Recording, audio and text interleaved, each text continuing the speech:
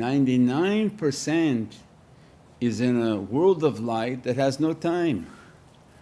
On this earth you have 6 billion, 7 billion people, but in the world of light how many infinite souls are there? We have been on infinite planets, infinite realities, infinite everything. So one is like a dot and one is like an infinite ocean of no beginning and no end. When Allah created these things and all these creations, when Allah will end this, not relevant, but to know that everything that is manifesting is from Muhammadan Rasulullah, all exist within the Muhammadan reality. As a result, the Zulqarnain, they are firm in their horn. They have the horn of dunya, they have the horns of akhirah, and Allah will send them to a people whom first have no light, with the sun set upon them. Why? Your da'wah towards the people whom they have no reality of the world of light.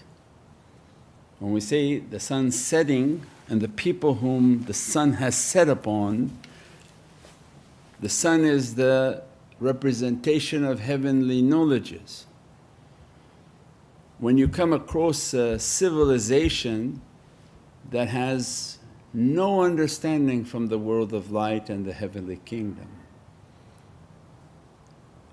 and your life is to teach them and not to punish them. If they do bad and insist on doing bad, Allah will punish. Just the mere presence of the souls of God's favour, badness will be punished.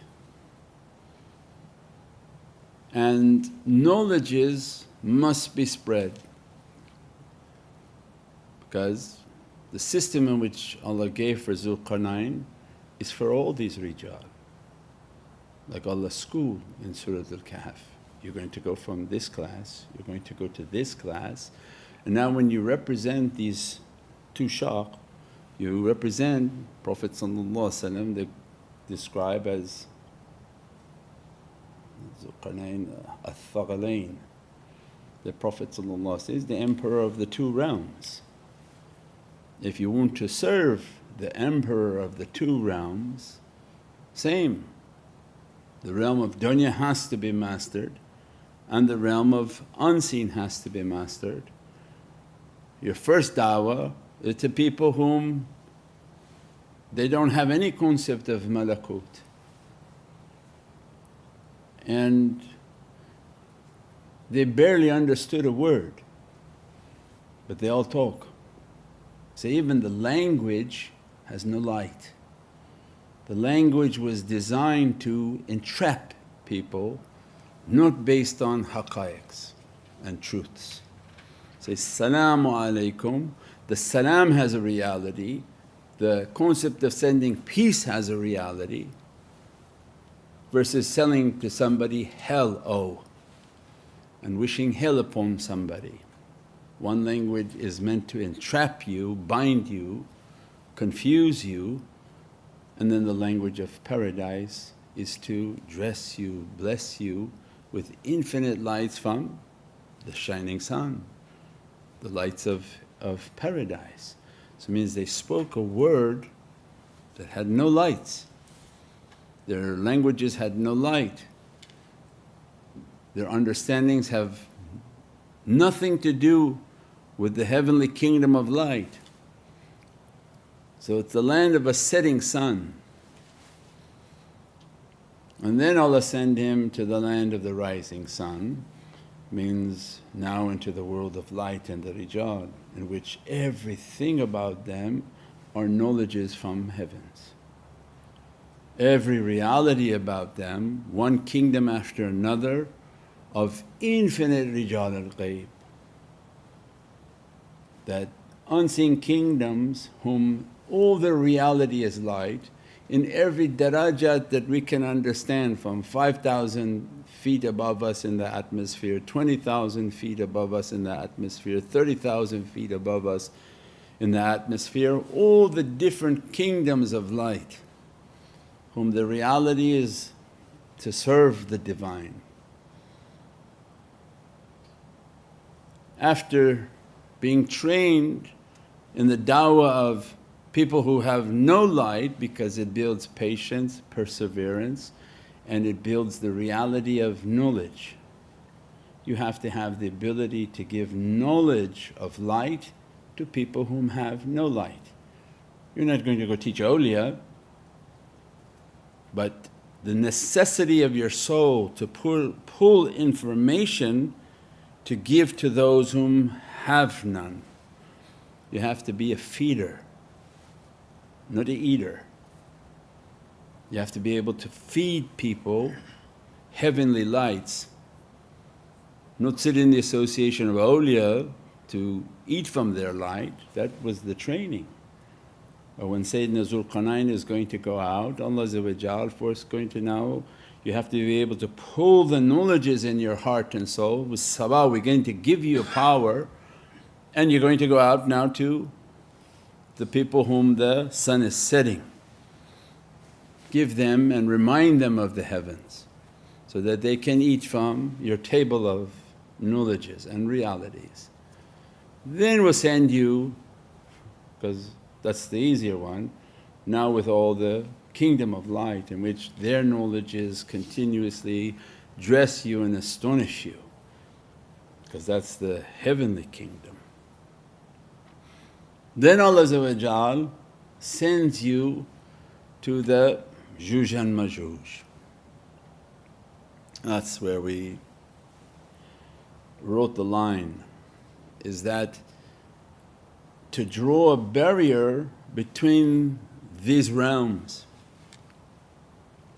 Anytime you open the unseen realm, everything from unseen is going to make their way towards you, because you're opening a barrier. They acknowledge you have an ability and you see them, you're aware of them, and they're now hyper aware of you.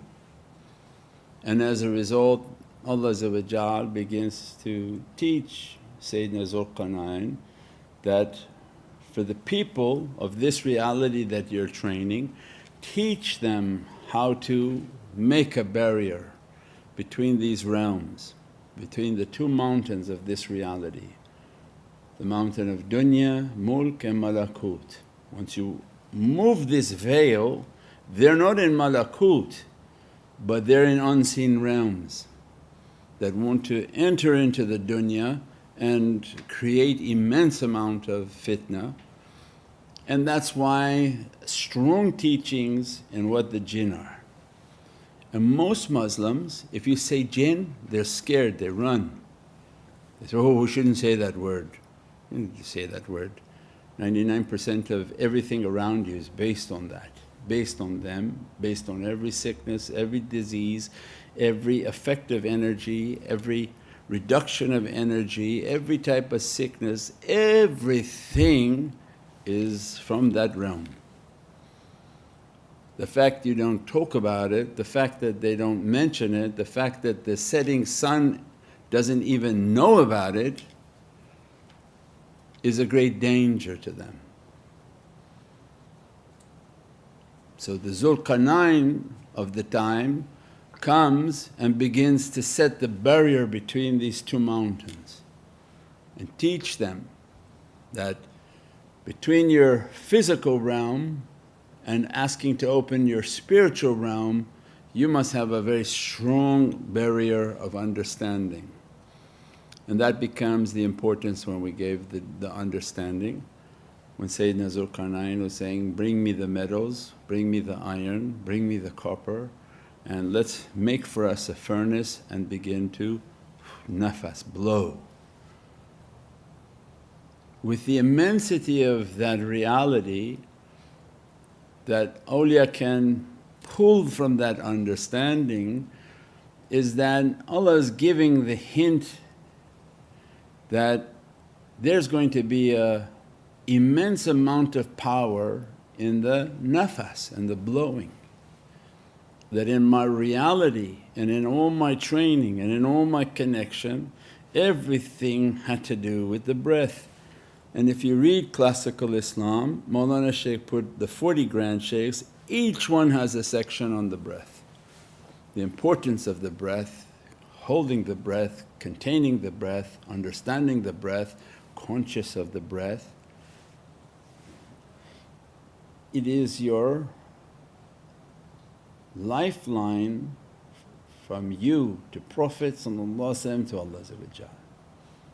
It is what sustains not your physical body, your soul.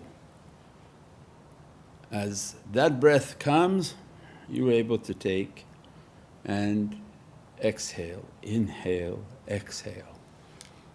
When that breath locks, your last exhale, your soul leaves. You are sustained by that. That's why when the system of death comes, there's a count that immediately that clicks and this servant is on their last 7 breaths. Until the 7th one, and they can't, there is no other breath, the system locked.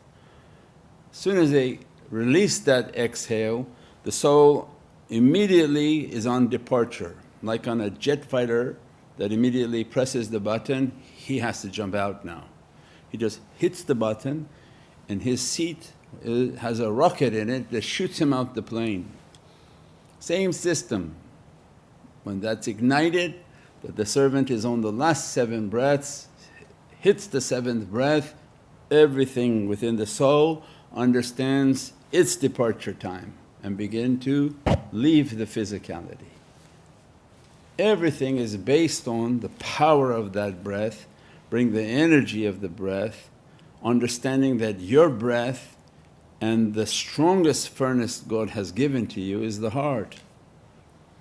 Once your breath is pure, your breath is strong, your madad is understood, your connection is powerful, your heart is like a divinely furnace.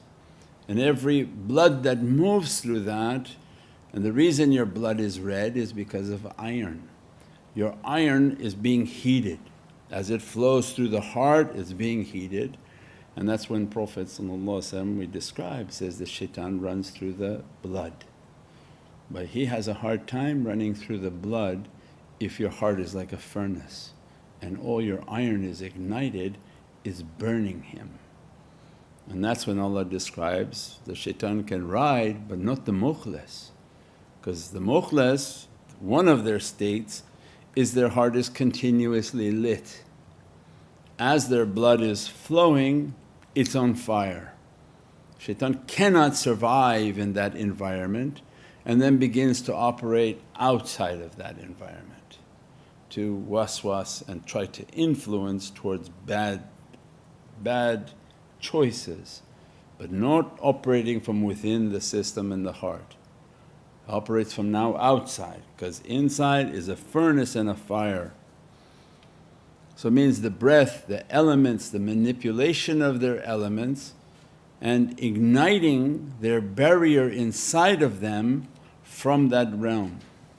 And with their madad and their connection, the amount of energy with their connection with their shaykhs produces a barrier around them. That barrier should become stronger and stronger and stronger, which it becomes a barrier for their families, for their children, for all their loved ones. And this is the concept then of the shaykhs. With the love of the shaykhs and the madad of the shaykhs, we bring their love into our heart, and the barrier that they developed, the Zulqarnain understanding of their nature and their reality comes to us with that same reality, that I'm going to teach you how to build a barrier so that they don't come into your reality wreaking havoc and destroying everything.